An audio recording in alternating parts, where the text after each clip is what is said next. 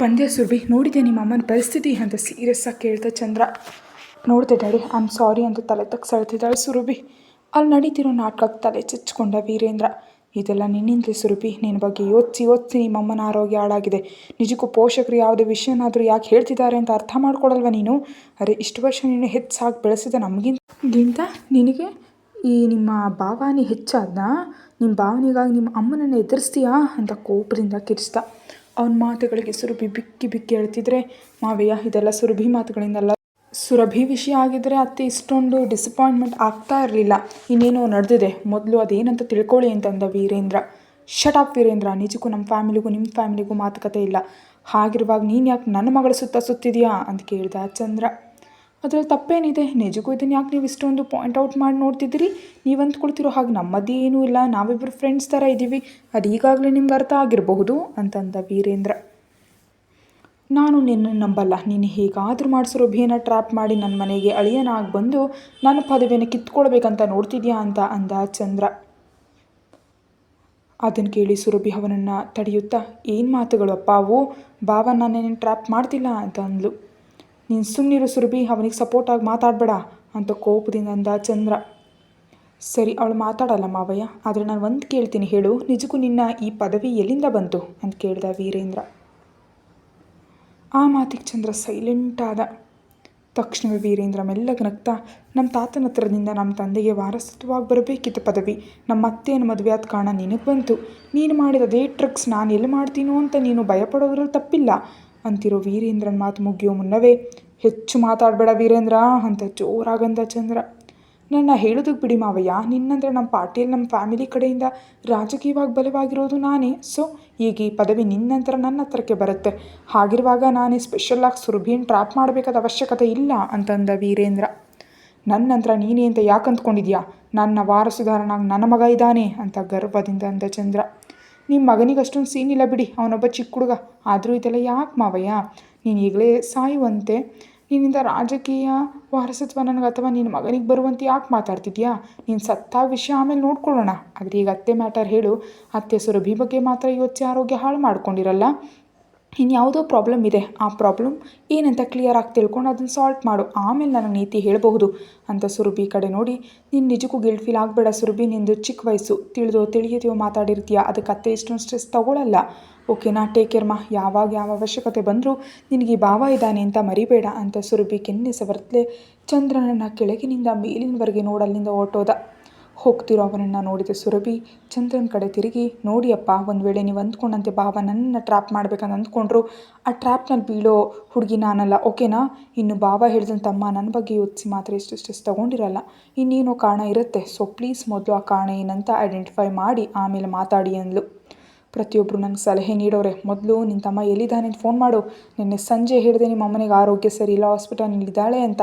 ಎಲ್ಲಿದ್ದಾನೋ ಏನೋ, ಇದುವರೆಗೆ ಬಂದೇ ಇಲ್ಲ ಅಂತ ಕಿರಿಕಿರಿಯಿಂದ ಅಂದ. ನನ್ನ ತಮ್ಮ ಏನಲ್ಲಪ್ಪ, ನಿನ್ನ ಮಗ, ನಿನ್ನ ವಾರಸುದಾರ. ಅವನಿಗೆ ಮಿತಿ ಮೀರಿದ ಸ್ವಾತಂತ್ರ್ಯ ಕೊಟ್ಟಿದ್ದು ನೀವೇ ಹೇಳಿದ್ರು ಬಂದಿಲ್ಲ ಅಂದರೆ ನಾನು ಹೇಳಿದ್ರೆ ಯಾಕೆ ಬರ್ತಾನೆ? ನೀವೇ ಕಾಲ್ ಮಾಡಿ ಅಂದ್ಲು.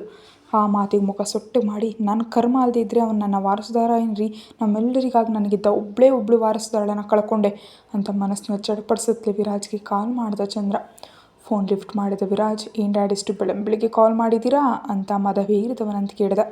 ಇಷ್ಟು ಬೆಳಿಗ್ಗೆ ನಾ ಟೈಮ್ ಆಲ್ರೆಡಿ 11, ಆದರೂ ಅಮ್ಮನಿಗೆ ಆರೋಗ್ಯ ಸರಿ ಇಲ್ಲ ಅಂತ ರಾತ್ರಿ ಹೇಳಿದೆ. ನೀನು ಇದುವರೆಗೆ ಬಂದಿಲ್ಲ, ಯಾಕೆ? ನಿಜಕ್ಕೂ ಎಲ್ಲಿದೆಯಾ ಅಂತ ಕೇಳಿದ ಚಂದ್ರ. ಇಲ್ಲೇ ಫಾರ್ಮ್ ಹೌಸ್ನಲ್ಲಿದ್ದೀನಿ ಡ್ಯಾಡಿ. ರಾತ್ರಿ ನೀನು ಹೇಳೋ ಹೊತ್ತಿಗೆ ನಾನು ಪಾರ್ಟಿಯಲ್ಲಿದ್ದೆ. ಪಾರ್ಟಿನ ಬರೋದಕ್ಕಾಗಲಿಲ್ಲ. ಇನ್ನು ಮಿಡ್ನೈಟ್ ಯಾಕೆ ಅಂತ ಬರಲಿಲ್ಲ. ಇನ್ನೊಂದು ಗಂಟೆಯಲ್ಲಿ ಅಲ್ಲಿ ಇರ್ತೀನಿ ಅಂತ ಚಂದ್ರನ ಮಾತಿಗಾಗಿ ಕಾಯಿರಿ ಫೋನ್ ಕಟ್ ಮಾಡ್ದ ವಿರಾಜ್. ತನ್ನ ತಾಯಿ ಹೀಗಾಗಿದೆ ಅಂತ ವಿರಾಜ್ನಲ್ಲಿ ಕಿಂಚಿತ್ತು ಸಂಕಟ ಕಾಣಲಿಲ್ಲ. ಚಂದ್ರನ ಮುಖ ನೋಡಿಯೇ ತಮ್ಮನ ಸಮಾಧಾನ ಅರ್ಥ ಮಾಡಿಕೊಂಡೆ ಸುರಭಿ ಸಂಕಟಪಟ್ಲೆ ಹೊರತು ಒಂದು ಮಾತು ಮಾತಾಡಲಿಲ್ಲ. ಇಷ್ಟರಲ್ಲಿ ಮೇಡಮ್ ಪ್ರಜ್ಞೆಗೆ ಬಂದಿದ್ದಾರೆ, ನೀವು ಬಂದು ನೋಡಿ ಅಂತ ನರ್ಸ್ ಬಂದು ಹೇಳಿದ್ರಿಂದ ಗಾಬರಿಯಿಂದ ಮೊದಲು ಒಳಗೆ ಹೋದ ಚಂದ್ರ. ಅವನನ್ನು ನೋಡಿದ್ಲೆ ಮುಖದಲ್ಲಿ ಅಂತ ಎಕ್ಸ್ಪ್ರೆಷನ್ಸ್ ಇಲ್ಲದೆ ನೋಡ್ತಾ, ಮಕ್ಕಳು ಬಂದಿಲ್ವಾ ಅಂತ ನಿಧಾನವಾಗಿ ಕೇಳಿದ್ಲು ಮೌನಿತಾ. ನಾನು ಕೆಲ್ಸಕ್ಕೆ ಬರಲ್ವಾ? ಎಷ್ಟೇ ನಿನ್ನ ಮಕ್ಳಿಗೆ ತಂದೆ ಆಗದಿದ್ರು, ನಿನಗೆ ಪೂರ್ಣ ಪ್ರಮಾಣದ ಗಂಟೆ ಆಗೋದಕ್ಕಾಗದಿದ್ರು ನಿನ್ನ ಕುತ್ತಿಗೆಗೆ ತಾಳಿ ಕಟ್ಟಿದ್ದೀನಿ, ನನ್ನನ್ನು ಕೂಡ ಮನುಷ್ಯನಂತೆ ನೋಡಬಹುದು ಅಂತ ವ್ಯಂಗ್ಯವಾಗಂದ ಚಂದ್ರ. ಈಗ ಈ ಮಾತುಗಳೆಲ್ಲ ಬೇಡ ಚಂದ್ರ, ನನಗೆ ನಿಜಕ್ಕೂ ಶಕ್ತಿ ಇಲ್ಲ. ನಿಜಕ್ಕೂ ಏನಾಯ್ತು ನನಗೆ? ಮೊದಲು ಅದನ್ನು ಹೇಳು, ಯಾಕೆ ಹೀಗೆ ಹಾಸ್ಪಿಟಲ್ನಲ್ಲಿ ಇರಿಸಿದ್ದೀರಾ ಅಂತ ಕೇಳಿದ್ಲು ಮೌನಿತಾ. ಇಂತಿಗಾದರೂ ಕೇಳಿದೆಯಲ್ಲ ಸಂತೋಷ. ನಿನಗೆ ಸಾವು ಹತ್ರ ಬಂದಿದೆ, ಅದಕ್ಕೆ ಇಲ್ಲಿ ಬಂದು ಬಿದ್ದಿದೆಯಾ. ನಿಜಕ್ಕೂ ಅಷ್ಟೊಂದು ಸ್ಟ್ರೆಸ್ ಯಾವುದಕ್ಕೆ ತೊಗೊಂಡೆ? ನಿನಗೆ ಹಾರ್ಟ್ ಅಟ್ಯಾಕ್ ಆಗಿದೆ, ಇಂದು ಸಂಜೆ ಸರ್ಜರಿ ಕೂಡ ಇದೆ ಅಂತ ಕಿರಿಕಿರಿಯಿಂದ ಅಂದ. ಅದರಿಂದ ತಾನು ಪ್ರಜ್ಞೆ ತಪ್ಪೀಳೋ ಮುನ್ನ ಏನು ಯೋಚಿಸಿದ್ಲೋ ಏನು ನಡೆದಿದೆಯೋ ನೆನಪಾದ ಮೌನಿತಾಳ ಕಣ್ಣಿಂದ ನೀರು ಕೆನ್ನೆ ಮೇಲೆ ಜಾರಿತು. ಆ ಕಣ್ಣೀರನ್ನು ನೋಡಿ ಸ್ವಲ್ಪ ತಣ್ಣಗಾದ ಚಂದ್ರ ಮೆಲ್ಲನೆ ಅವಳ ಕೈ ಮೇಲೆ ಕೈ ಇಟ್ಟು, ಏನಾಯ್ತು ಮೌನಿತಾ, ಯಾಕೆ ಅಷ್ಟೊಂದು ಫೀಲ್ ಆಗ್ತಿದೆಯಾ ಅಂತ ಸಮಾಧಾನವಾಗಿ ಕೇಳ್ದ. ನಥಿಂಗ್ ಚಂದ್ರ, ನಂಗೆ ಸುರಭಿಯನ್ನು ನೋಡ್ಬೇಕಂತಿದೆ, ಅವಳು ಬಂದಿದ್ದಾಳ ಅಂತ ಕೇಳಿದ್ಲು ಮೌನಿತಾ. ಬಂದಿದ್ದಾಳೆ, ಹೊರಗಡೆ ಇದ್ದಾಳೆ, ಕರೀಲಾ ಅಂತ ಕೇಳ್ದ ಚಂದ್ರ. ಕರಿ, ನಾನು ಅವಳ ಜೊತೆ ಮಾತಾಡಬೇಕು ಅಂತ ಅಂದ್ಲು ಮೌನಿತಾ. ಬಹುಶಃ ಸೋದರಳಿನಿಗೆ ದೂರ ಇರೋದಕ್ಕೆ ಹೇಳ್ತಾಳೋ ಏನೋ. ಅದು ಒಂದು ಕಡೆ ಒಳ್ಳೆಯದೇ, ಈ ಆಪ್ರೇಷನ್ ಆದಮೇಲೆ ಇದು ಸಾಯ್ತೋ ಬದುಕುತ್ತೋ ತಿಳಿಯೋದು. ಇದು ಸಾಕ್ತಿತ್ತು ಅಂದರೆ ಸುರಭಿ ಪೂರ್ತಿಯಾಗಿ ವೀರೇಂದ್ರ ಅವ್ರ ಸೈಡ್ ಹೋಗ್ತಾಳೆ, ಆಗ ನನಗೆ ಮುಳುವಾಗಿ ಕೂರ್ತಾಳೆ ಅಂತ ಅಂದ್ಕೊಂಡೆ ಚಂದ್ರ. ಸರಿ, ನಾನು ಅವಳನ್ನ ಕಳಿಸ್ತೀನಿ, ಆದರೆ ನೀನು ಜಾಸ್ತಿ ಸ್ಟ್ರೆಸ್ ತೊಗೊಳ್ಬೇಡ, ಕೂಲಾಗಿರು, ಸಣ್ಣ ಆಪ್ರೇಷನ್ ಅಷ್ಟೇ ಈಸಿಯಾಗಿ ಆಗೋಗುತ್ತೆ ಅಂತ ಅವಳಿಗೆ 4 ಧೈರ್ಯದ ಮಾತು ಹೇಳಿ ಹೊರಗೆ ಬಂದು, ನಿಮ್ಮಮ್ಮ ಕರೀತಿದ್ದಾರೆ ಹೋಗು ಅಂತ ಸುರಭಿಗೆ ಹೇಳ್ದ. ಆದ್ದರಿಂದ ತಡಬಡಾಯಿಸ್ತಾ ಒಳಗೆ ಹೋದ ಸುರಭಿ ತಾಯಿ ಕೈ ಹಿಡ್ಕೊಂಡು, sorry mummy, I am so sorry, ನನ್ನ ಮಾತು ಕೇಳ್ತಿದ್ರೆ ನೀನು ಇಷ್ಟೊಂದು ಸ್ಟ್ರೆಸ್ ತೊಗೊಳ್ತೀಯಾ ಅಂತ ನಾನು ಎಕ್ಸ್ಪೆಕ್ಟ್ ಮಾಡಿರಲಿಲ್ಲ ಅಂತ ಅಳ್ತಾ ಅಂದ್ಲು. ಆ ಮಾತಿಗೆ ಮೌನಿತಾ ಸಣ್ಣದಾಗಿ ನಕ್ಕು, ಇದು ನೀನು ಮಾತು ಕೇಳಿದ್ದಕ್ಕೆ ತೆಗೆದುಕೊಂಡ ಸ್ಟ್ರೆಸ್ ಅಲ್ಲ, ಪರ್ಸ್ನಲ್ ಸ್ಟ್ರೆಸ್. ಆದರೆ ನಾನು ಒಂದು ಮಾತು ಹೇಳ್ತೀನಿ, ಕೇಳ್ತೀಯಾ ಅಂತ ಕೇಳಿದ್ಲು. ಹೇಳು ಮಮ್ಮಿ, ನೀನೇನು ಹೇಳಿದ್ರು ಕೇಳ್ತೀನಿ. ಒಂದ್ಸಲ ನಿನ್ನ ಮಾತು ಕೇಳಿದ್ದಕ್ಕೆ ಈಗ ತುಂಬ ಫೀಲ್ ಆಗ್ತಿದ್ದೀನಿ, ಇನ್ನೆಂದೂ ಹಾಗೆ ಮಾಡಲ್ಲ, ಏನು ಮಾಡಲಿ ಹೇಳು ಮಮ್ಮಿ ಅಂತ ಕೇಳಿದ್ಲು ಸುರಭಿ. ಏನಿಲ್ಲ ಸುರಭಿ, ನೀನು ನಿಮ್ಮ ಭಾವನನ್ನ ಮದುವೆ ಆಗು ಅಂತ ಅಂದ್ಲು ಮೌನಿತಾ. ಆ ಮಾತಿಗೆ ಶಾಕ್ ಆದ ಸುರಭಿ, ಏನು ಮಾತಾಡ್ತಿದ್ಯಾ ಮಮ್ಮಿ ಅಂತ ಅಂದ್ಲು. ಹೇಳಿದ್ದು ಕನ್ನಡದಲ್ಲೇ ಸುರಭಿ, ನೀನು ನಿಮ್ಮ ಭಾವ ವೀರೇಂದ್ರನ ಮದುವೆ ಆಗು, ಅದು ನನ್ನ ಕೊನೆಯ ಆಸೆ ಅಂದ್ಕೋ ಅಂತ ಅಂದ್ಲು ಮೌನಿತಾ. ತಾಯಿಯಿಂದ ಆ ಮಾತುಗಳನ್ನ ಕಿಂಚಿತ್ತು ಎಕ್ಸ್ಪೆಕ್ಟ್ ಮಾಡಿದ ಸುರಭಿ ಗೊಂದಲದಿಂದ ನೋಡಿದ್ಲು. ಬೆಡ್ ಮೇಲಿದ್ದ ಮೌನಿತಾ ಮಗಳು ಸುರಭಿ ಹತ್ರ ಸೋದರಳಿಯ ವೀರೇಂದ್ರನ ಮದುವೆ ಆಗೋದಕ್ಕೆ ಹೇಳ್ತಿದ್ದಾಳೆ. ಗೊಂದಲದಿಂದ ತಾಯಿಯನ್ನು ನೋಡ್ತಿದ್ದಾಳೆ ಸುರಭಿ. ಏನು ಸುರಭಿ ಹಾಗೆ ನೋಡ್ತಿದ್ಯಾ? ನಾನು ಹೇಳೋದು ನಿನಗೆ ಅರ್ಥ ಆಗ್ತಿದೆಯಾ? ನೀನು ನಿನ್ನ ಭಾವ ವೀರೇಂದ್ರನನ್ನ ಮದುವೆ ಆಗು, ಅದೇ ನಿನಗೆ ಒಳ್ಳೆಯದು ಅಂತ ಹೇಳಿದ್ಲು ಮೌನಿತಾ. ಆದರೆ ಮಮ್ಮಿ, ಅವ್ರಿಗೆ ನಮಗೆ ಆಗಲ್ಲ ಅಂತ ಕನಿಷ್ಠ ನಾನು ಭಾವನ ಜೊತೆ ಮಾತಾಡಿದ್ದಕ್ಕೆ ನಿಮ್ಗೆ ಇಷ್ಟ ಆಗಲಿಲ್ಲ, ನಾನು ಬೈದ್ರಿ, ನಿಜಕ್ಕೂ ನನ್ನ ಜೊತೆ ಮಾತಾಡಲ್ಲ ಅಂತ ಹೇಳಿದ್ರಿ. ಹಾಗಿರುವಾಗ ಈಗ ಏಕಾಏಕಿ ನೀನು ಭಾವನನ್ನ ಮದುವೆ ಆಗುವಂತಿದೆಯಲ್ಲ, ಯಾಕೆ? ಕೆಲವು ಪರಿಸ್ಥಿತಿಗಳು ಹಾಗೆ ಇರುತ್ತವೆ ಸುರಭಿ. ಎಷ್ಟೇ ಬೇಡ ಅಂದ್ಕೊಂಡ್ರು ಅವ್ನು ನನ್ನ ಅಣ್ಣನ ಮಗ. ನಮ್ಮ ಅಣ್ಣನ ಮಗುತನ ನಮ್ಮ ತಂದೆ ಬುದ್ಧಿವಂತಿಕೆ ಅವನಿಗೆ ಹುಟ್ಟಿನಿಂದಲೇ ಬಂದಿದೆ. ಅವನನ್ನು ಮದುವೆ ಆದರೆ ನೀನು ಪ್ರಶಾಂತವಾಗಿ ಹ್ಯಾಪಿಯಾಗಿರ್ತೀಯಾ ಅಂತ ಅಂದ್ಲು ಮೌನಿತಾ. ಇಷ್ಟು ದಿನ ಯಾಕೆ ನೀನು ಹಾಗಾದರೆ ಅವ್ರಿಗೆ ದೂರ ಇದ್ದೆ? ಚಿಕ್ಕಂದಿನಿಂದ ನಮ್ಮ ಅತ್ತೆ ಯಾಕೆ ಒಳ್ಳೆ ಕಮ್ಯುನಿಕೇಷನ್ ಇರುವಂತೆ ಮಾಡಲಿಲ್ಲ ಅಂತ ಕೇಳಿದ್ಲು ಸುರಭಿ. ಈಗಲೂ ನಿಮಗೆ ಬಂದಿರುವಂಥ ಕಮ್ಯುನಿಕೇಷನ್ಗೆ ಪ್ರಾಬ್ಲಮ್ ಏನೂ ಇಲ್ಲವಲ್ಲ? ಇನ್ನು ನಾನು ಅವ್ರ ಜೊತೆ ಇಲ್ದಿರೋದಕ್ಕೆ ಕಾರಣ ನಿನಗೆ ಈಗಾಗಲೇ ಅರ್ಥ ಆಗಿರಬಹುದು. ಅವ್ರು ನನಗಿಷ್ಟ ಇರೋದು ಮದುವೆ ಮಾಡಿದ್ರು, ನಾನೊಬ್ಬ ವ್ಯಕ್ತಿಯನ್ನು ಪ್ರೀತಿಸಿದರೆ ಅವನು ನನಗೆ ಸಿಗದಂತೆ ಮಾಡಿ ಕೇವಲ ರಾಜಕೀಯ ವಾರಸತ್ವಕ್ಕಾಗಿ ಚಂದ್ರನ್ನ ಕೊಟ್ಟು ಮದುವೆ ಮಾಡಿದ್ರು. ಆ ಕೋಪದಿಂದಲೇ ನಾನು ಅವ್ರ ಜೊತೆ ಮಾತಾಡ್ತಿಲ್ಲ. ಅದನ್ನೇ ಅರಿತು ಚಂದ್ರ ಇನ್ನಷ್ಟು ಗ್ಯಾಪ್ ಹೆಚ್ಚಿಸ್ತಾ ಅಂತಂದ್ಲು ಮೌನಿತಾ. ಸರಿ ಮಮ್ಮಿ, ಆದರೆ ನಾನು ಭಾವನನ್ನ ಮದುವೆ ಆಗ್ತೀನಿ ಅಂದರೆ ಅಪ್ಪ ಅಪ್ಪಿತಪ್ಪಿ ಒಪ್ಪಲ್ಲ ಅಲ್ವಾ ಅಂತಂದ್ಲು ಸುರಭಿ. ಅವನ ಅಭಿಪ್ರಾಯದ ಕೆಲಸ ನಿನಗಿಲ್ಲ, ನೀನು ಓಕೆ ಅಂದರೆ ಹೇಳು, ನಾನು ತಕ್ಷಣವೇ ನಿನಗೆ ಮದುವೆ ಮಾಡ್ತೀನಿ ಅಂತ ಅಂದ್ಲು ಮೌನಿತಾ. ಮದುವೆಯಾಗು ಅಂದರೆ ಯೋಚಿಸಬಹುದು ಮಮ್ಮಿ, ಆದರೆ ಈಗಲೇ ನನಗೆ ಮದುವೆ ಯಾಕೆ ಅಂದ್ಲು ಸುರಭಿ. ಆ ಮಾತಿಗೆ ಮಗಳ ಮನಸ್ಸಿನಲ್ಲಿ ಯಾರಾದರೂ ಇದಾರಾ ಎಂಬ ಯೋಚನೆ ಬಂದ ತಕ್ಷಣ, ಸಾರಿ ಸುರಭಿ, ನಾನು ನಿನಗೆ ಒಂದು ವಿಷಯ ಲೇಟಾಗಿ ಹೇಳ್ತಿದ್ದೀನಿ. ಈ ದಿನಗಳಲ್ಲಿ ಮಕ್ಕಳು 15-16 ವರ್ಷಕ್ಕೆ ಪ್ರೀತಿ ಅಂತ ಅಲಿತಿದ್ದಾರೆ. ಹಾಗೆ ನೀನು ಯಾರನ್ನಾದರೂ ಲವ್ ಮಾಡ್ತಿದ್ಯಾ ಅಂತ ಕೇಳಿದ್ಲು ಮೌನಿತಾ. ಓ ಗಾಡ್ ಮಮ್ಮಿ, ನನ್ನ ಬಗ್ಗೆ ನೀನು ಏನ್ಕೊಂಡಿದ್ಯಾ? ನಾನು ಆ ಟೈಪಲ್ಲ, ನಾನು ಯಾರನ್ನೂ ಲವ್ ಮಾಡಿಲ್ಲ, ಇನ್ನು ಮುಂದೆ ಮಾಡೋದೂ ಇಲ್ಲ ಅಂತಂದ್ಲು ಸುರಭಿ. ಗುಡ್, 18 ವರ್ಷ ತುಂಬೋದು ಯಾವ ಹುಡುಗಿಯಾದರೂ ಮದುವೆ ಆಗಬಹುದು. ಸೊ ನೀನು ನಿಮ್ಮ ಭಾವನ ಮದುವೆ ಆಗು, ಅದು ನಿನಗೆ ನಮ್ಮೆಲ್ರಿಗೂ ಒಳ್ಳೆಯದು ಅಂತಂದ್ಲು ಮೌನಿತಾ. ಅಬ್ಬಾ ಅಮ್ಮ ಹೇಳಿದ ಮಾತನ್ನೇ ಪದೇ ಪದೇ ಹೇಳ್ತಿದ್ಯಲ್ಲ, ಯಾಕೆ ಮಮ್ಮಿ? ನಿನಗೆ ಅರ್ಥ ಆಗ್ತಿದೆಯಾ? ನಾನು ಡಾಕ್ಟರ್ ಓದಬೇಕು, MBBS ಮುಗಿದ ಮೇಲೆ MS ಮಾಡಬೇಕು, ಆಮೇಲೆ ನಾನು ಪ್ರಾಕ್ಟೀಸ್ ಶುರು ಮಾಡಬೇಕು, ಒಬ್ಬ ದೊಡ್ಡ ಡಾಕ್ಟರಾಗಿ ನಾನು ಸಕ್ಸಸ್ ಆಗಬೇಕು, ಆಮೇಲೆ ನಾನು ಮದುವೆ ಅಂದ್ಲು ಸುರಭಿ. ಅದೆಲ್ಲ ನಿಮ್ಮ ಭಾವನನ್ನ ಮದುವೆ ಕೂಡ ಮಾಡಬಹುದು ಅಂತಂದ್ಲು ಮೌನಿತಾ. ಮಮ್ಮಿ, ನನ್ನಿಂದ ಆಗಲ್ಲ. ಸರಿ, ಇದೆಲ್ಲ ಬಿಡು, ಭಾವನನ್ನ ಸಣ್ಣ ಮಗುವಿನಂತ ನೋಡ್ತಿದ್ದಾನೆ, ಹಾಗಿರುವಾಗ ಅವನು ನನ್ನನ್ನು ಮದುವೆ ಆಗೋದಕ್ಕೆ ಎಂಥ ಪರಿಸ್ಥಿತಿಯಲ್ಲೂ ಒಪ್ಪಲ್ಲ ಅಂತಂದ್ಲು ಸುರಭಿ. ಅದೆಲ್ಲ ನಾನು ನೋಡ್ಕೊಳ್ತೀನಿ ಸುರಭಿ, ನೀನು ಮಾತ್ರ ನಿಮ್ಮ ಭಾವನನ್ನ ಮದುವೆ ಆಗೋದಕ್ಕೆ ರೆಡಿ ಆಗಿರು ಅಂತ ಹೇಳಿದ್ಲು ಮೌನಿತಾ. ನೀನು ಇಷ್ಟು ಬೇಗ ಈ ಡಿಸಿಷನ್ ಯಾಕೆ ತೊಗೊಂಡೆ ಅಂತ ನನಗೆ ಅರ್ಥ ಆಗ್ತಿಲ್ಲ ಮಮ್ಮಿ. ಮೊದಲು ನೀನು ಸರ್ಜರಿ ಆಗಲಿ, ಆಮೇಲೆ ಏನಾದರೂ ಇದ್ರೆ ಮಾತಾಡೋಣ ಅಂತಂದ್ಲು ಸುರಭಿ. ಇನ್ನು ಮಾತಾಡೋದಕ್ಕೆ ಏನೂ ಇಲ್ಲ. ನಾನು ಯಾವತ್ತೂ ಯಾವ ವಿಷಯದಲ್ಲೂ ನಿನ್ನನ್ನು ಫೋರ್ಸ್ ಮಾಡಿಲ್ಲ. ಮಾಡಿದ ಮೊದಲ ವಿಷಯ ನಿಮ್ಮ ಭಾವನ ಜೊತೆ ಅಲಿಬೇಡ ಅಂದೆ, ಅದು ನಿನಗಿಷ್ಟ ಆಗಲಿಲ್ಲ, ನಿನ್ನಿಷ್ಟಕ್ಕೆ ಬಿಟ್ಟೆ. ಬಟ್ ಇದು ಮಾತ್ರ ನಿನಗಿಷ್ಟ ಇರಲಿ ಇಲ್ದಿರಲಿ ನನಗಾಗಿ ಮಾಡಲೇಬೇಕು. ನೀನು ಮಾಡ್ತೀಯಾ ಅಂತ ಅಂದ್ಕೊಳ್ತೀನಿ. ಆ ಆಸೆಯಲ್ಲೇ ಪ್ರಶಾಂತವಾಗಿ ಆಪ್ರೇಷನ್ ಮಾಡಿಸ್ಕೊಳ್ತೀನಿ ಅಂತಂದ್ಲು ಮೌನಿತಾ. ಮೊದಲು ಪ್ರಶಾಂತವಾಗಿರು ಮಮ್ಮಿ ಅಂದ್ಲು ಸುರಭಿ. ನಾನು ಕೂಲಾಗಿರ್ತೀನಿ, ಆದರೆ ಈ ವಿಷಯದ ಬಗ್ಗೆ ನೀನು ನಿಮ್ಮ ಡ್ಯಾಡಿ ಜೊತೆ ಡಿಸ್ಕಷನ್ ಮಾಡಬೇಡ, ಅವನಿಗೇನು ಹೇಳಬೇಡ ಅಂತಂದ್ಲು ಮೌನಿತಾ. ಅವಳು ಯಾಕಾಗಂತಿದ್ದಾಳೆ ಅಂತ ಅರ್ಥವಾಗದ ಸುರಭಿ ಆ ವಿಷಯವನ್ನೇ ಕೇಳೋದಕ್ಕೆ ಹೋದ್ಲು. ಅಷ್ಟಲ್ಲಿ ಮೌನಿತಾಳನ್ನು ಇನ್ನೂ ಹೆಚ್ಚಾಗಿ ಮಾತಾಡಿಸೋದು ಒಳ್ಳೇದಲ್ಲ ಅಂತ, ಓಕೆ ಮಮ್ಮಿ ಅವ್ರ ಜೊತೆ ಏನು ಮಾತಾಡಲ್ಲ ಅಂತಂದ್ಲು. ಇಷ್ಟರಲ್ಲಿಗೆ ಬಂದ ನರ್ಸ್, ಈಗಾಗಲೇ ಅವ್ರು ತುಂಬ ಹೆಚ್ಚಾಗಿ ಮಾತಾಡ್ತಿದ್ದಾರೆ, ಅವರಿಗೆ ಆಯಾಸ ಕೂಡ ಆಗಿರಬಹುದು. ಪ್ರೆಸೆಂಟ್ ಇರೋ ಪರಿಸ್ಥಿತಿಯಲ್ಲಿ ಅವರ ಆರೋಗ್ಯಕ್ಕೆ ಅದು ಒಳ್ಳೇದಲ್ಲ, ನೀವು ಇನ್ನೂ ಹೊರಟೋಗಿ. ಆದ್ದರಿಂದ ಸುರಭಿ ಹೊರಗೆ ಬರತ್ಲೆ ಅವಳಿಗೆ ಕಾಯ್ತಿದ್ದ ಚಂದ್ರ, ಏನು ಹೇಳ್ತಿದ್ದಾಳೆ ಸುರಭಿ ನಿಮ್ಮ ಮಮ್ಮಿ ಅಂತ ಕೇಳಿದ. ಏನೂ ಇಲ್ಲ, ನನ್ನ ಚೆನ್ನಾಗಿ ಓದ್ಕೊತಿದ್ದಾಳೆ, ಹಾಗೆ ತಮ್ಮನನ್ನು ನೋಡ್ಕೊ ಅಂತಿದ್ದಾರೆ ಅಂತ ಹೇಳಿದ್ದು ಸುರಭಿ. ಅವನು ಗಂಡು ಹುಡುಗ, ಅವನನ್ನು ನೀನು ನೋಡ್ಕೊಳ್ಳೋದೇನು, ಅವನೇ ನಿನ್ನನ್ನು ನೋಡ್ಕೊಳ್ತಾನೆ. ಆದರೂ ಈಗ ಏನೋ ಹೋಗುವಳಂತೆ ಆಗಲೇ ಅಪ್ಪಣೆ ಕೊಡ್ತಿರೋದು ಯಾಕೆ ಅಂತ ಅಂದ ಚಂದ್ರ. ಏನೋ ಯಾವಾಗ ಏನಾಗುತ್ತೋ ಯಾರು ಗೊತ್ತು, ಯಾವ ಕ್ಷಣ ಹೇಗಿರುತ್ತೋ ಹೇಳೋದಕ್ಕಾಗಲ್ಲ ಅಲ್ವೇ. ಈಗ ಇರೋ ನಾನು ನೀವು ಇರ್ತೀವೋ ಇಲ್ವೋ ತಿಳಿಯೋದು ಅಲ್ವೇ, ಅವ್ರ ಜಾಗ್ರತೆ ಅವರದ್ದು ಅಂತ ಹೇಳಿ waiting ಲಾಂಜ್ನಲ್ಲಿ ಕೂತ್ಲು Surabhi.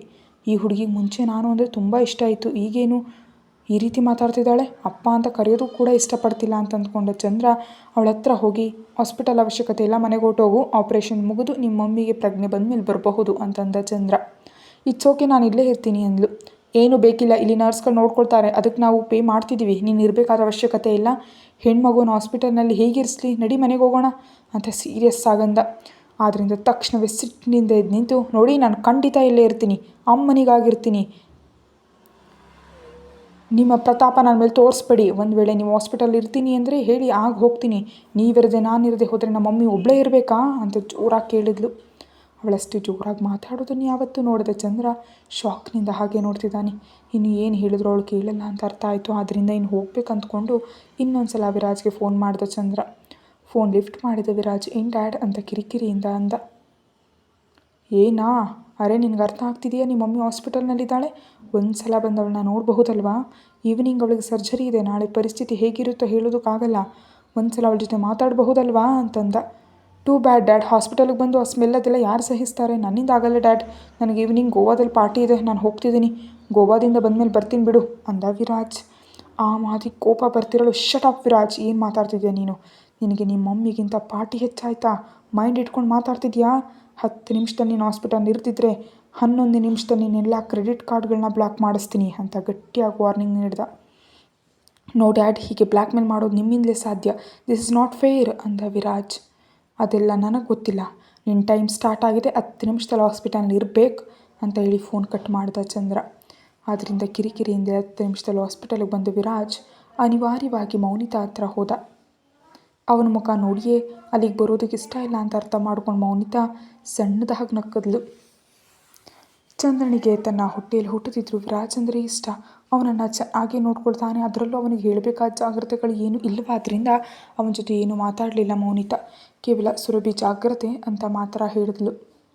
Okay, you take care mom ಅಂತ ಹೇಳಿ ಆ ರೂಮ್ನಿಂದ ಹೊರಗೆ ಬಂದ ವಿರಾಜ್, ಓಕೆನಾ ಡ್ಯಾಡ್, ಇನ್ನು ನಾನು ಹೋಗಬಹುದಾ, ಫ್ಲೈಟಿಗೆ ಇನ್ನೂ 1/2 ಅವರ್ ಮಾತ್ರ ಟೈಮ್ ಇದೆ ಅಂತಂದ. ಆ ಮಾತಿಗೆ ಕಿರಿಕಿರಿ ಬರ್ತಿದ್ರು. ಸರಿ ಹೋಗು, ನಿನಗೆ ನಿಮ್ಮಮ್ಮನ ಮೇಲೆ ಪ್ರೀತಿ ಇಲ್ಲದ ಮೇಲೆ ನಾನೇನು ಮಾಡ್ತೀನಿ ಅಂತ ಅಂದ. ಇಂತಹ ಸೆಂಟಿಮೆಂಟ್ ಡೈಲಾಗ್ಗಳು ನನಗೆ ಆಗ್ಬರಲ್ಲ ಡ್ಯಾಡ್, ಕೇರ್ಲೆಸ್ ಆಗಂತ ಅಲ್ಲಿಂದ ಹೊರಟು ಹೋದ ವಿರಾಜ್. ಆಗ ಸಡನ್ನಾಗಿ ಯಾಕೋ ತಾಯಿಯನ್ನು ಬಿಟ್ಟು ಹೋಗ್ತಾ ಇರೋ ಮಗನಿಗೂ ಅಲ್ಲೇ ಇದ್ದು ತಾಯಿಗಾಗಿ ಕಾಯ್ತಿರೋ ಮಗಳಿಗೂ ಇರೋ ವ್ಯತ್ಯಾಸ ಚಂದ್ರನಿಗೆ ಅರ್ಥ ಆಯಿತು. ಅದರ ಜೊತೆ ಒಂದೇ ಸಲ ಚಿಕ್ಕಂದಿನಲ್ಲಿ ತನ್ನ ಕೈಗಳಲ್ಲಿ ಬೆಳೆದ ತನ್ನ ಸ್ವಂತ ಮಗಳು ನೆನಪಾದ್ಲು. ಅವಳು ನೆನಪು ಬರತ್ಲೆ ಮನಸ್ಸೆಲ್ಲ ಏನೋ ಕಹಿಯಾದಂತಾಯಿತು. ತಕ್ಷಣವೇ ಈಗ ತಾನು ಅನುಭವಿಸ್ತಿರೋ ಮಿನಿಸ್ಟರ್ ಪದವಿಯೇ ಅವ್ರನ್ನ ಬಿಟ್ಟು ಬರಲು ಕಾರಣ ಅಂತ ನೆನಪಾಗ್ತಿದ್ದಂತೆ ತಕ್ಷಣ ಆ ಯೋಚನೆಗಳನ್ನೆಲ್ಲ ಮರೆತು ತನ್ನ ಪದವಿಗೆ ನ್ಯಾಯ ಒದಗಿಸಲು ಅಲ್ಲಿಂದ ಹೊರಟೋದ. ಯಾರ ಜೊತೆಗೂ ಏನು ಸಂಬಂಧ ಇಲ್ಲದಂತ ಅಲ್ಲಿ ಕೂತು ಮೌನಿತಾ ಹೇಳಿದ ವಿಷಯದ ಬಗ್ಗೆ ಯೋಚಿಸ್ತಿದ್ದಾಳೆ ಸುರಭಿ. 2 ದಿನಗಳ ಹಿಂದೆ ಇದೇ ತಾಯಿ ತನ್ನನ್ನು ವೀರೇಂದ್ರ ಜೊತೆ ಮಾತಾಡಬೇಡ ಅಂತ, ಭೇಟಿ ಆಗಬೇಡ ಅಂತ ರೆಸ್ಟ್ರಿಕ್ಷನ್ ಹಾಕಿದ್ಲು. ಅದಕ್ಕೆ ಒಪ್ಪದಿದ್ದಾಗ ನಿಜಕ್ಕೂ ಸಂಬಂಧವೇ ಇಲ್ಲ ಅಂದಿದ್ಲು. ಅಂಥವಳು ಇಂದು ಅದೇ ವೀರೇಂದ್ರನ ಮದುವೆ ಆಗಂತಿದ್ರೆ ನಿಜಕ್ಕೂ ಅದನ್ನು ಹೇಗೆ ಅಕ್ಸೆಪ್ಟ್ ಮಾಡಬೇಕಂತ ಅವಳಿಗೆ ಅರ್ಥ ಆಗ್ತಿಲ್ಲ. ಇನ್ನು ಮೌನಿತಾ ಮನಸ್ಸಿನ ಆಲೋಚನೆಗಳೇ ಬೇರೆ ಇವೆ. ಚಂದ್ರನಿಗೆ ಸುರಭಿ ವಿರಾಜ್ ಸ್ವಂತ ಮಕ್ಕಳಲ್ಲ, ತನ್ನ ಪದವಿಗೆ ಅಡ್ಡ ಬರ್ತಿದ್ದಾರೆ ಅಂತ ಸ್ವಂತ ಮಗಳನ್ನೇ ಸಾಯಿಸೋದು ಕೂಡ ಹಿಂದೆ ಸರಿಯದ ವ್ಯಕ್ತಿ ನಾಳೆ ತನ್ನ ಮಕ್ಕಳನ್ನು ಸಾಯಿಸಲ್ಲ ಅಂತ ಗ್ಯಾರಂಟಿ ಇಲ್ಲ. ಅದಕ್ಕೆ ಮಗಳನ್ನು ವೀರೇಂದ್ರನಿಗೆ ಕೊಟ್ಟು ಹಾಗೆ ಚಂದ್ರನ ರಾಜಕೀಯ ವಾರಸತ್ವವನ್ನು ಒಪ್ಪಿಸಿದ್ರೆ ಅವನು ಬೆಳೆಯೋದಲ್ಲದೆ ತನ್ನ ಮಗನನ್ನು ಅವನೇ ನೋಡ್ಕೊಳ್ತಾನೆ ಅಂತ ಅಂದ್ಕೊಂಡ್ಳು. ಯಾವ ಹೆಣ್ಣು ಮಗುವಿಗಾದರೂ ಕಷ್ಟ ಬಂದರೆ ಮೊದಲು ಕಾಣಿಸೋ ತವರು ಮನೆ. ಈಗ ಮೌನಿತಾಳಿ ಕೂಡ ತವರು ಮನೆಯೇ ಕಾಣಿಸ್ತಿದೆ. ಈಗ ತಾನಿರೋ ಹೆಲ್ತ್ ಕಂಡೀಷನಲ್ಲಿ ತನಗೇನಾದರೂ ಆದರೆ ತನ್ನ ಮಕ್ಕಳು ಒಂಟಿ ಆಗಬಾರ್ದು ಅಂದರೆ ತನ್ನ ತವರು ಮನೆಯವರು ಅವರಿಗೆ ಆಸರೆ ಆಗಿರಬೇಕಂತ ಅವಳ ಅಭಿಪ್ರಾಯ. ಅದಕ್ಕೆ ಸುರಭಿ ವಿರಾಜ್ನ ತನ್ನ ತವರು ಮನೆಗೆ ಸೇರಿಸ್ಬೇಕಂತ ಮನಸ್ಸಿನಲ್ಲಿ ಪ್ಲ್ಯಾನ್ ಮಾಡಿಕೊಂಡ್ಳು. ಇನ್ನೊಂದು ಕಡೆ ರಂಜನಿಗೆ ವಾರ್ನಿಂಗ್ ನೀಡಿದ ನಂತರ ಅನ್ಸೂಯ ಜೊತೆ ಸೇರಿ ಊಟ ಮಾಡಬೇಕಂತ ಮನೆಗೆ ಬಂದ ವೀರ ಅನ್ಸೂಯ ಹಾಲ್ನಲ್ಲಿ ಡೈನಿಂಗ್ ಟೇಬಲ್ ಹತ್ರ ತಲೆಯನ್ನು ಟೇಬಲ್ ಮೇಲೆ ಇಟ್ಕೊಂಡು ಮಲಗಿರೋದು ಕಾಣ್ತು. ಅವಳನ್ನ ನೋಡಿ ಕಾಪ್ರಿಯಿಂದ ಹತ್ರ ಹೋಗಿ ಅನ್ಸೂಯ ಅಂತ ಕರೆದ. ಅವಳಲ್ಲೆಂಥ ಚಲನೆಯೂ ಇಲ್ಲ. ಆದ್ದರಿಂದ ತಕ್ಷಣ ಕೈ ಹಿಡಿದು ತಡವರಿಸ್ತಾ ಅನ್ಸೂಯ ಅಂತ ಸ್ವಲ್ಪ ಜೋರಾಗಂದ. ಆದ್ದರಿಂದ ದಿಕ್ಕಾಪಾಲಾಗೆದ್ದು ಹಾ ವೀರ ಅಂತ ಅಂದ್ಲು ಅನ್ಸೂಯ. ಆದ್ದರಿಂದ ಅವನು ಸ್ವಲ್ಪ ಉಸಿರು ಬಿಟ್ಟು ಯಾಕಿಲ್ಲಿ ಮಲಗಿದ್ಯಾ, ರೂಮ್ನಲ್ಲಿ ಮಲಗ್ಬೋದಿತ್ತಲ್ವಾ, ಊಟ ಮಾಡಿದ್ಯಾ ಅಂತ ಕೇಳ್ದ. ಅವಳು ತಿನ್ನಲ್ಲ ಅಂತ ತಿಳಿದಿದ್ರು ಕೇಳೋದು ತನ್ನ ಕರ್ತವ್ಯ, ಅದಕ್ಕೆ ಕೇಳ್ದ. ನೀನಿಲ್ಲದೆ ತಿನ್ಬೇಕಂತ ಅನ್ನಿಸ್ಲಿಲ್ಲ ವೀರ, ಈಗಿಬ್ಬರು ಸೇರಿ ತಿನ್ನೋಣ ಅಂತಂದ್ಲು. ಯಾಕೆ ಹೀಗೆ ಮಾಡ್ತಿದ್ಯಾ, ಲೇಟ್ ಆಗುತ್ತೆ ಅನ್ಸಿದ್ರೆ ಊಟ ಮಾಡಿರಬಹುದಲ್ವಾ ಅಂತಂದ ವೀರ. ಇರೋ ಕೆಲವು ದಿನಗಳಾದರೂ ಕೆಲವು ಊಟಗಳನ್ನಾದರೂ ನಿನ್ನ ಜೊತೆ ಸೇರಿ ಮಾಡ್ತೀನಿ ವೀರ ಅಂತಂದ್ಲು ಅನ್ಸೂಯ. ಸುಮ್ಮನೆ ಅದೇ ಮಾತು ಮಾತಾಡಬೇಡ ಅನ್ಸೂಯ, ಆ ಮಾತು ಕೇಳೋದಕ್ಕೆ ಇಷ್ಟ ಇಲ್ಲದಂತಂದು ವೀರ. ಅದನ್ನು ನೆನೆಸ್ಕೊಂಡು ನಾನೇನು ಸಂಕಟ ಪಡ್ತಿಲ್ಲ ವೀರ, ನಿನ್ನ ಜೊತೆ ಇರೋ ಕ್ಷಣಗಳನ್ನ ಹ್ಯಾಪಿಯಾಗಿ ಫೀಲ್ ಆಗ್ತಿದ್ದೀನಿ ಅಂತಂದ್ಲು. ಸರಿ, ಈಗಾಗಲೇ ಲೇಟಾಗಿದೆ, ನಿನಗೆ ಊಟ ಬಡಿಸ್ತೀನಿ ಅಂತ ಮುಂದಿರೋ ಪ್ಲೇಟ್ ತೆಗೆದ ವೀರ ಅದರಲ್ಲಿ ಅವಳಿಗಾಗಿ ಊಟ ಬಡಿಸ್ದ. ಇದೊಂದು ಸಾಕು ವೀರ, ಈ ದಿನ ನಿನಗೆ ನಾನು ತಿನ್ನಿಸ್ತೀನಿ ಅಂತ ಹೇಳೋ ಅನ್ಸೂಯ ಅನ್ನ ಕಲಸಿ ವೀರ ಬಾಯಿಗೆ ನೀಡಿದ್ಲು. ಅವಳನ್ನೇ ದಿಟ್ಟಿಸಿ ನೋಡ್ತಾ ತುತ್ತು ತೆಗೆದುಕೊಂಡ ವೀರ, ನೀನು ಹಾಗೆ ನೋಡ್ತಿದ್ರೆ ನನಗೆ ಇನ್ನೇನೋ ಅರ್ಥ ಆಗ್ತಿದೆ, ನಾನಂತೂ ರೆಡಿ, ನೀನೇ ರೆಡಿಯಾಗಿಲ್ಲ ಅಂತ ಮುಖ ಸೊಟ್ಟಾಗಿ ಮಾಡಂದ್ಲು ಅನ್ಸೂಯ. ಹಾಗೆ ಮಾತಾಡಬೇಡ, ನಿಜಕ್ಕೂ ಮಡಿ ಮಾಡ್ಕೊಂಡು ಕೂತಿದ್ದೀನಿ, ನನಗೆ ಕೂಡ ತುಂಬ ತೊಂದರೆ ಆಗ್ತಿದೆ, ಹೀಗೆ ಮಾತಾಡಿ ನಿನ್ನ ಮಾತುಗಳಿಂದ ನನ್ನ ಮೊರಲು ಮಾಡಬೇಡ ಅಂತಂದ ವೀರ. ಆದ್ದರಿಂದ ಅವನಿಗೆ ಹತ್ರಕ್ಕೆ ಸರಿದ ಅನ್ಸೂಯ ಶರ್ಟ್ ಹಿಡಿದು ಹತ್ರ ಕೇಳಿಕೊಂಡು ಐ ವಾಂಟ್ ಯು ವೀರ ಅಂತಂದ್ಲು.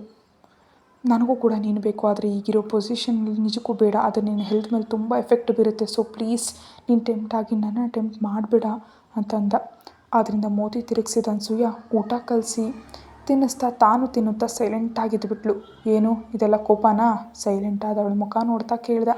ಕೋಪ ಅಲ್ಲ, ಸರಿ ನನ್ನ ವಿಷಯ ಬಿಟ್ಬಿಡು, ನನಗಾದರೆ ರೋಗ ಇದೆ ಆದ್ದರಿಂದ ಬೇಡ, ಆದರೆ ನೀನು ಯಾಕೆ ಮಡಿ ಮಾಡ್ಕೊಂಡು ಕೂರೋದು, ಸುಂದರವಾಗಿ ಮದುವೆಯಾಗಿ ನೀನು ಹೆಂಡತಿ ಜೊತೆ ಸಂಸಾರ ಮಾಡಬಹುದಲ್ವಾ ಅಂತಂದ್ಲು.